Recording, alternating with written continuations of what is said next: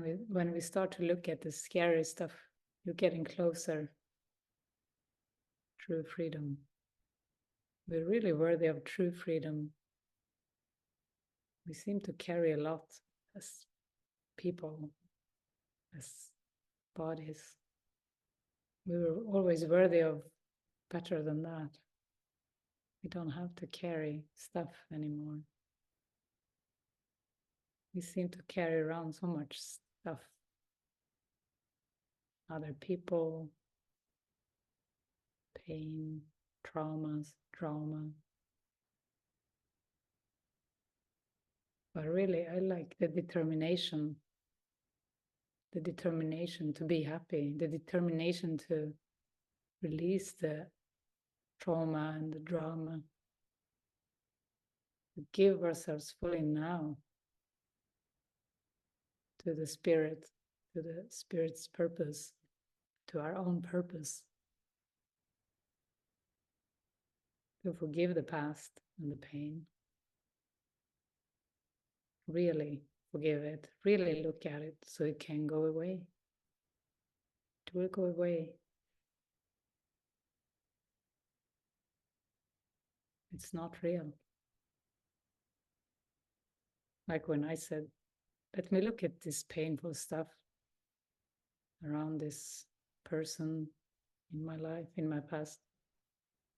Let me look at it. I prayed. All I was shown was light. Because I was willing to look at the dark, but when I looked, it wasn't dark. There's nothing dark there, it was only light. That's what it is like. It's the not looking that keeps the darkness. The not looking that makes it so real. We just constantly try to get away from it. We're afraid of nothing. Let nothing come to you instead. Embrace it. You could say, how can you embrace nothing? It won't be anything there. But that's the only way. To bring the darkness to the light, only one will exist, and it's the light. We have to bring them together. One disappears. When you bring darkness to light, it literally disappears. Like, what did Einstein say? Something about the absence of light. I can't remember. It was something really good about light and darkness. When you turn on the light, the darkness totally disappears.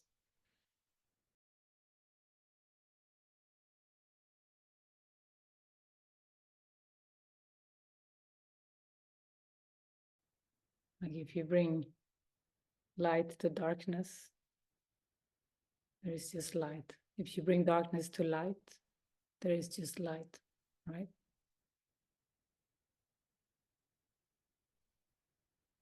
That's why to bring the problem to the solution, to always bring the problem to the solution, not to bring it elsewhere, not to keep it hidden. We do have that capacity to always bring the problem to the solution. And we can have that prayer, let me recognize the problem so it can be solved. And Jesus will bring us to the problem of separation when we really look at the problem.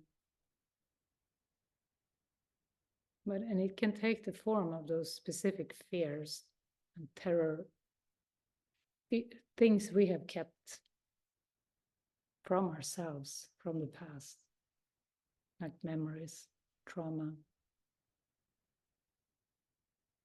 We do need to allow that to clear. When it comes up, but you don't have to dig or dwell on it.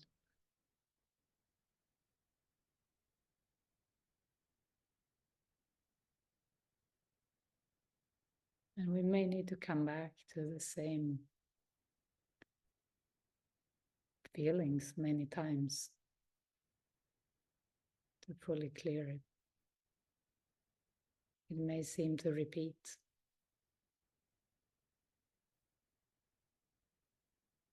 Favorit i repris, like they say in Sweden, when it's a TV program, favorite returned.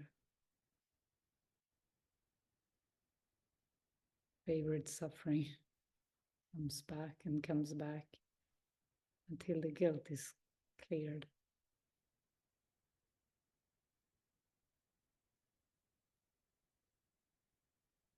And to allow all the emotions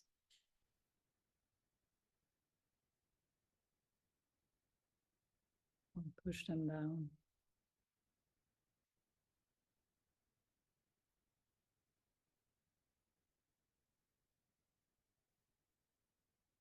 It's helpful here in the meeting, we have the support of each other. When a meeting ends, maybe you watch your mind a little extra, what it wants to do. Jesus says, throughout the day, how many times aren't you thinking about the body, focusing on the body's needs? You know, take a look at that. Because if you're not the body, what can the body need? What can it possibly need? Most of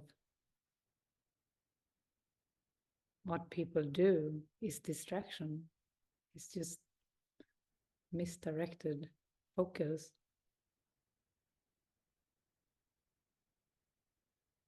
Hand over the body. Keep coming back to God, presence.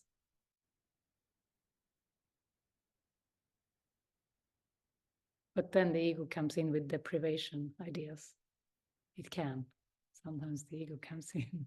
Well, then I will feel deprived if I don't, get this or that. And you can let that wash through too.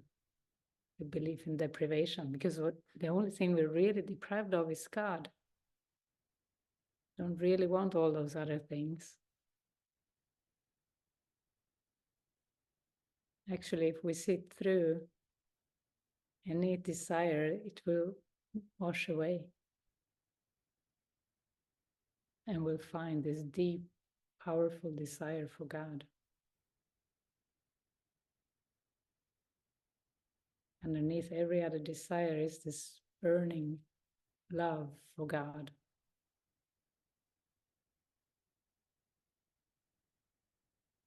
Yeah, I do hear the message, watch your mind.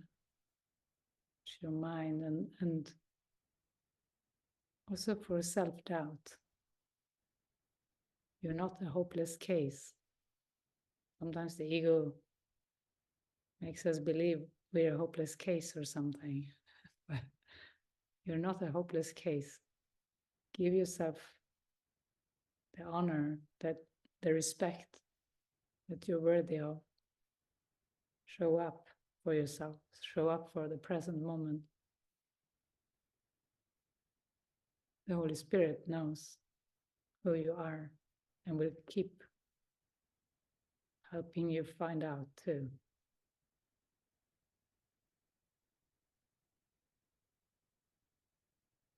Not lost here. Lena.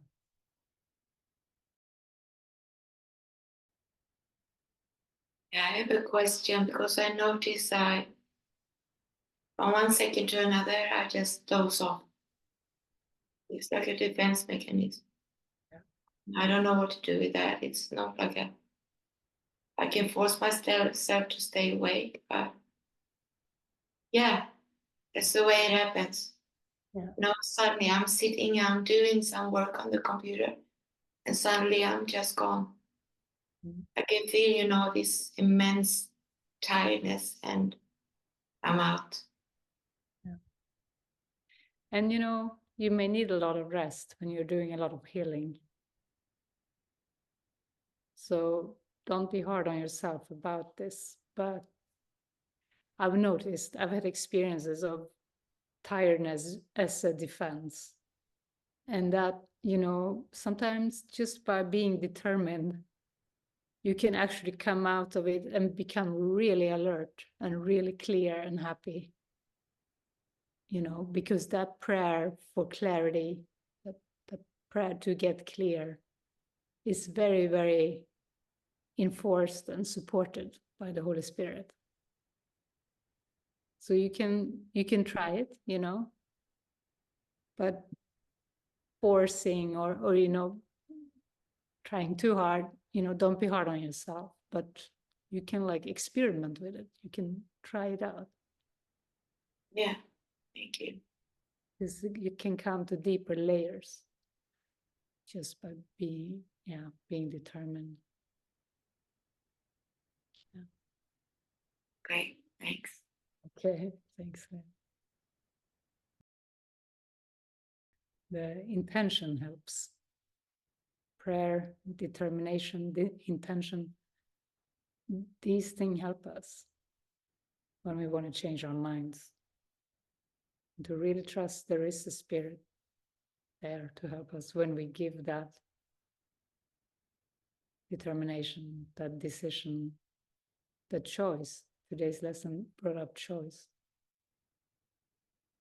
It's very, very powerful. Our minds are very powerful. It's good. It's good when we're onto it, when we notice the drowsiness, sleepiness, you know, it's like, okay, what is this? What's going on here?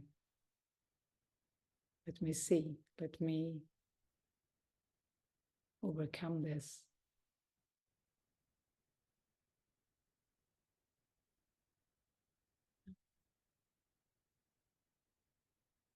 I thank you all for joining in today. Beautiful to be with you.